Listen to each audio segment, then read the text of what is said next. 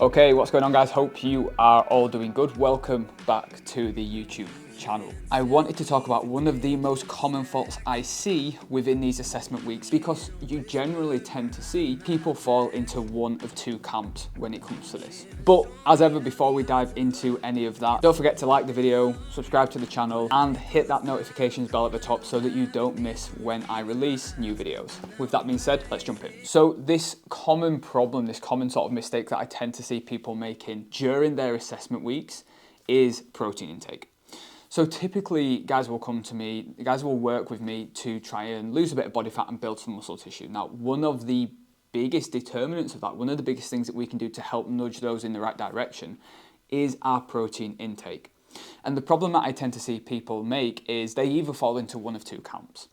They are either your average, normal, everyday person, like 99% of us, who typically undereat on protein. They do not eat enough to be able to build significant new muscle tissue, and it also makes sticking to a diet harder because they're not eating enough protein and they're not feeling quite as full from the foods that they are eating, making them more likely to have higher hunger levels and want to snack and everything like that. Or they fall into the other camp, which is the gym bros camp, where they eat too much protein and they're having ridiculous amounts with every single meal, constantly thinking about where the next protein source is coming from.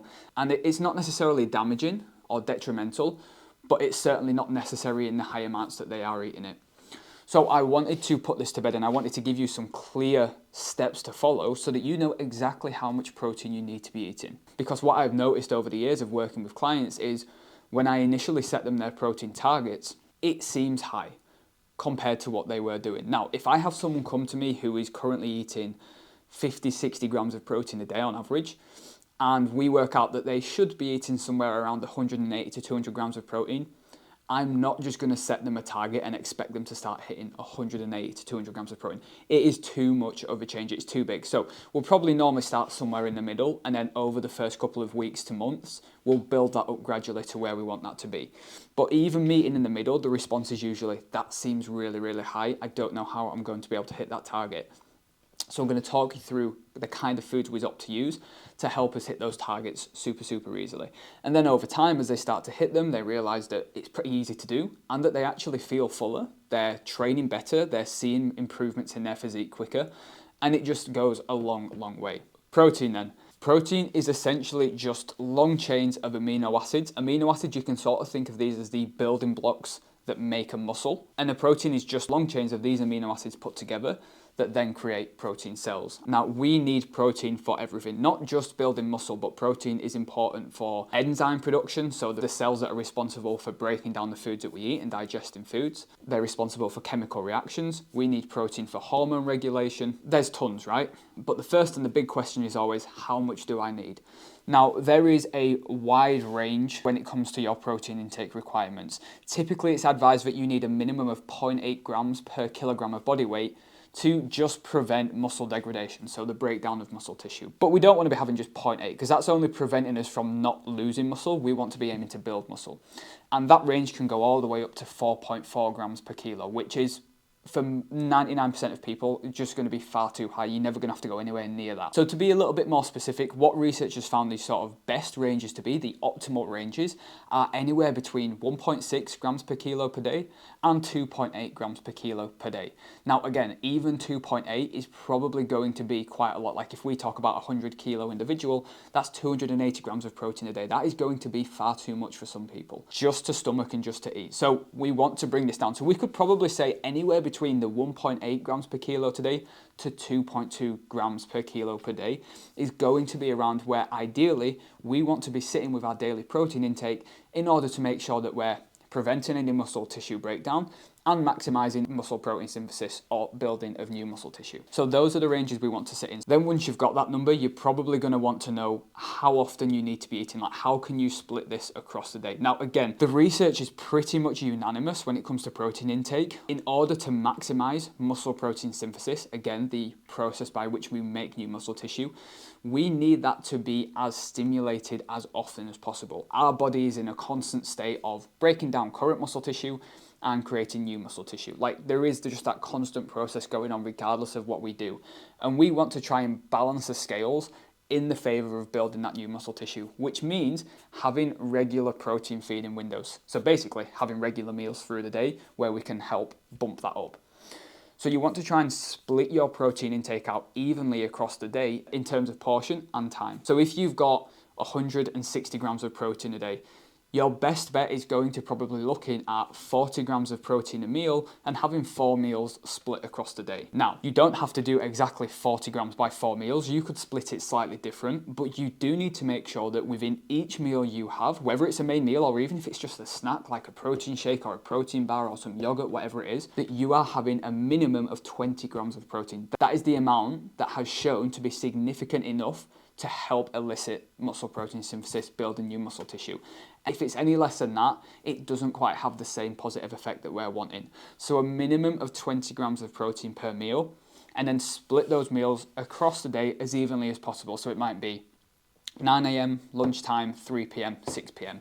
They're your 4 feeding windows. Those are the 4 times you're going to have 40 grams of protein. Nice and simple. So that is how you would calculate your protein requirements and then how you would split it across the day. Now you might also be wondering, if you're someone who doesn't eat much protein, the thought of suddenly eating a greater amount can be quite daunting and it can be quite difficult to understand how much you would need. So in order to make this super simple, I'm just going to reel off a list of foods that you can look to have that are going to help bump that protein up. So super easy. You want to be aiming towards lean and fatty fishes. You want it to be aiming towards lean and fatty meats, Greek yogurts, protein powders, bagels, beans, lentils, eggs. Using all these through the day are going to make it super easy to hit your higher protein targets. And one thing that I always say to clients is make sure when it comes to cooking your meal, preparing your lunch, whatever it is, the first thing that you need to decide with that meal is what is my protein source going to be and how much am I going to have. Map that out, put that on the plate, and then build the rest of the meal around that protein serving so that you'll never come in under the targets that you need to be hitting. So that is how much protein you need to be having, how you can split it across the day, the minimum amount you need with each meal, and where you can start to source that protein from. A few special considerations though. You need to be aware of a few times where your protein intake might need to be slightly different. So the first one, dieting. If you are in a calorie deficit, you're more likely to experience higher rates of muscle protein breakdown because your body's trying to produce more energy to make up for the lack of energy coming in from food. So in these instances, it would be a smart idea to increase your protein intake up towards that 2.2. You could even go higher, 2.4, 2.6 if you wanted, to help preserve as much muscle tissue as you possibly can and make sure that you're recovering as well as you possibly can between workouts. When you're eating in a surplus and you're eating more than your body needs and you're trying to gain a bit of size, you can bring that protein amount right back down again to around 1.82 grams per day. Because again, now you're eating more than your body needs, it's not going to be breaking down muscle that you've got quite as much because it doesn't need to make up for a lack in energy. So if you're dieting, eat more protein. If you're gaining, you can eat less protein if you want. The second consideration you need to be aware of is if you are vegan. Now, you can very easily be vegan and build muscle tissue. It is possible, so don't let anyone tell you that it isn't. However, the types of protein sources that you're going to be using from plant-based foods, such as lentils, such as chickpeas, such as tofu, seitan, tempeh, all these kinds of things, they don't have the same amino acid profile that potentially meats, fish, and eggs do. Which means we need to have a bigger variety of these foods to make sure we're making up for any smaller amount or any lack of essential amino acids in there. So what that essentially means is I would advise, if you are a plant-based eater and you're wanting to build muscle, to go towards the higher end of your protein requirements. If it's a 100 kilo individual and they would normally aim for 2 grams per kilo, so 200 grams, if they became a plant-based eater, I would advise them to push up towards at least 220, if not 240 grams of protein to make sure we're getting in a good enough blend of those essential amino acids from all these different types of food sources. And one thing you can also do to really help that is just take an essential amino acid supplement as well. It's going to make life much easier for you, and it's going to make sure that you're building muscle tissue as efficiently as you possibly could as a plant-based eater. So it is perfectly possible. You just need to be mindful of eating a little bit more protein to make sure you're getting in everything that your body needs to build new protein cells. The third thing you need to be aware of is age. As we get older, from 30, 40 years onwards, we tend to start experiencing what we call anabolic resistance, which basically just means the older you get, the harder it is to build muscle tissue. And because of that, rates of muscle protein breakdown are typically a little bit higher. So you just want to make sure that you're eating a little bit more protein to offset the effects of that. So as you start getting older and older, every 10 years or so, you might want to start increasing your protein intake by an extra 0.2, 0.4 grams per kilo per day, just to offset any difference in that anabolic resistance. And that is everything protein related. Like I said, as an example, to go through it completely, a 100 kilo individual would want anywhere from 180 to 220 grams of protein per day. You could break that down evenly across the day in 3, 4, or 5 meals. Just split the protein servings as evenly as you possibly can. Make sure you've got at least 20 grams of protein minimum with each meal. And if you're vegan, eat a little bit more protein. If you're dieting, eat a little bit more protein. And if you're getting older, eat a little bit more protein. It really is as simple as that. I hope you enjoyed this video. Again, don't forget, subscribe to the channel, like the video, hit the notifications bell, let me know what you thought down in the comments below, and I will see you for the next one.